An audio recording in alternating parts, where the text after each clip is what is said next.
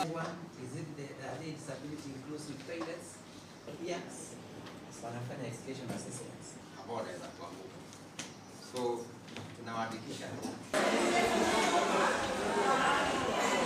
Wangu sana wimbo mzuri.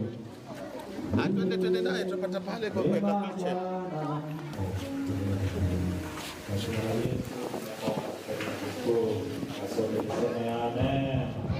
Liweza kumaliza the door to door assessment, na wakati tulikuwa tuna collect data ama tulikuwa tuna identify watoto ambao wako na ulemavu, tumerealize ya kwamba kuna maeneo hapa Kilifi ambao yameathirika kuliko mengine, na mojawapo ya hayo maeneo ni Magarini sub county, ambapo tushaweza kuidentify in 1 week 800 watoto 800 ambao wako na ulemavu.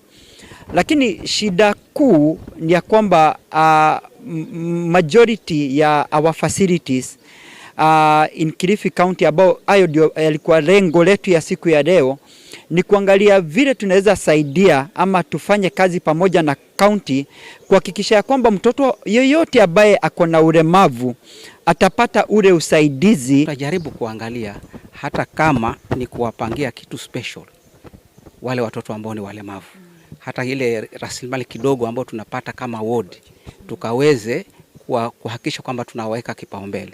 Vile vile katika bajeti yetu ya county pia tutajaribu kuongea hata na departments zote, ili kwamba wakati kama tunapanga budget kuwe na budget maalum ambayo inatengewa wale watoto ambao ni walemavu. Tamaduni zetu nyingi zinatenga, unakuta kwamba watu waliotengwa hawezi kutolewa kwa jamii, wanaweza kufichwa kule ndani wasiweze kutambulika kwa jamii.